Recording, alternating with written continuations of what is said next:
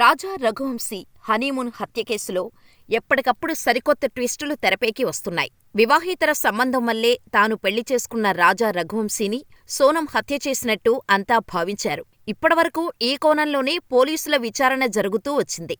అయితే తాజాగా ఈ కేసుకు సంబంధించి హవాలా లావాదేవీలు బయటపడటం మరింత ఇంట్రెస్టింగ్గా మారింది. కేసులో ప్రధాన నిందితులైన సోనం, ఆమె ప్రియుడు రాజ్ కుష్వాహా మొబైల్ ఫోన్లో హవాలా లావాదేవీలకు సంబంధించిన వ్యవహారాలు వెలుగుచూశాయి. దీంతో లవ్ క్రైమ్ స్టోరీలో ఆర్థిక నేరం కోణం కూడా కనిపిస్తోంది. రాజ్ కుష్వాహా మొబైల్ ఫోన్లో పలు పాస్వర్డ్స్, చిరిగిన నోట్లు, హవాలా లావాదేవీల ఆధారాలు లభించాయి. అందులో పాత 10 రూపాయల నోట్ల ఫోటోలు కూడా దొరికాయని, వీటిని హవాలా లావాదేవీలలో ఉపయోగిస్తారని పోలీసులు అనుమానిస్తున్నారు. నిందితుడు రాజ్, సోనం, గోవింద్తో వ్యాపారం చేస్తున్నట్టు పోలీసులు విచారణలో ఒప్పుకున్నట్టు తెలిసింది. సోనం రాజ్ ద్వారా 50,000 రూపాయలు హంతకుడికి పంపారని, ఇది హవాలా నెట్వర్క్కు చెందినదిగా భావిస్తున్నారు. నిందితుడు సోనం సోదరుడు గోవింద్తో కలిసి వ్యాపారం చేసినట్టు గుర్తించారు. ఈ వ్యాపారంలో హవాలా లావాదేవీలు జరిగినట్టు పోలీసులు అనుమానిస్తున్నారు. సోనం కుటుంబానికి సమీప బంధువైన జితేంద్రకు చెందిన ఖాతాల ద్వారా సోనం, గోవింద్ రహస్య లావాదేవీలు జరిపినట్టు గుర్తించారు. కొన్ని ఖాతాల్లో 14 లక్షల రూపాయల వరకు విత్డ్రా, డిపాజిట్లు ఉన్నట్టు గుర్తించారు. ఇండోర్ క్రైమ్ బ్రాంచ్ హవాలాకు సంబంధించిన అన్ని పత్రాలు, డిజిటల్ డేటా, నగదు లావాదేవీ వివరాలను ఈడీకి అందజేసింది. మరోవైపు ఈ వ్యవహారంలో నిజానిజాలు తెలుసుకునేందుకు సోనం, రాజ్ కుష్వాహాకు నార్కో పరీక్షలు నిర్వహించాలని రాజా కుటుంబం డిమాండ్ చేసింది. మరోవైపు వేగంగా తన వ్యాపారాన్ని విస్తరించిన గోవింద్ సంపాదనపై కూడా ఇప్పుడు అనేక సందేహాలు వ్యక్తమవుతున్నాయి. అతడు హవాలా వ్యాపారంలో పాల్గొన్నాడని, తెరవెనుక అక్రమ లావాదేవీలు చేస్తున్నట్టు అనుమానిస్తున్నారు. ఈ సంఘటనపై పోలీసులతో పాటు ఈడీ బృందాలు దర్యాప్తు కొనసాగిస్తున్నాయి. రాజా రఘువంశీ హత్య కేసులో మొదట ప్రేమ వ్యవహారం, ఆపై వేరే యువకుడితో యువతికి సంబంధమే కారణమని అంతా అనుకున్నారు. కానీ ఇప్పుడు వెలుగు చూస్తున్న కొత్త విషయాలతో రఘువంశీ మర్డర్ కేసులో హవాలా వ్యవహారం కూడా కీలక పాత్ర పోషించినట్టుగా అనుమానాలు వ్యక్తమవుతున్నాయి. ఇక మరొక పక్క హత్య జరిగి 24 రోజులు గడిచాయి.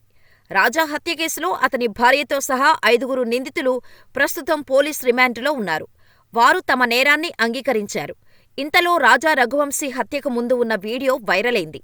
దీనిలో భార్యాభర్తలిద్దరూ పర్యాటకుల కెమెరాలో ట్రెక్కింగ్ చేస్తున్నట్టు కనిపిస్తున్నారు. రాజా, సోనం ఇద్దరూ ట్రెక్కింగుకు వెళ్తున్నారు. అదే సమయంలో ఒక పర్యాటకుడు వీడియోను తీస్తున్నాడు. రాజా, సోనం కూడా అతని కెమెరాకు చిక్కుకున్నారు. ఆ వీడియోలో సోనం ముందుకు నడుస్తూ కనిపించగా రాజా ఆమె వెనక ఉన్నాడు. సోనం తెల్లటి టీషర్టు ధరించింది. రాజా తెల్లటి స్లీవ్లెస్ టీషర్టు ధరించాడు. వాస్తవానికి షిల్లాంగును సందర్శించడానికి వెళ్లిన ఒక వ్యక్తి సోషల్ మీడియాలో డబుల్ డెక్కర్ బ్రిడ్జికి వెళ్లేటప్పుడు వీడియో తీస్తున్నప్పుడు సోనం, రఘువంశీ కూడా తన ఫ్రేములో బంధించబడ్డారని పేర్కొన్నాడు. ఇద్దరూ పైకి వెళ్తున్నారు.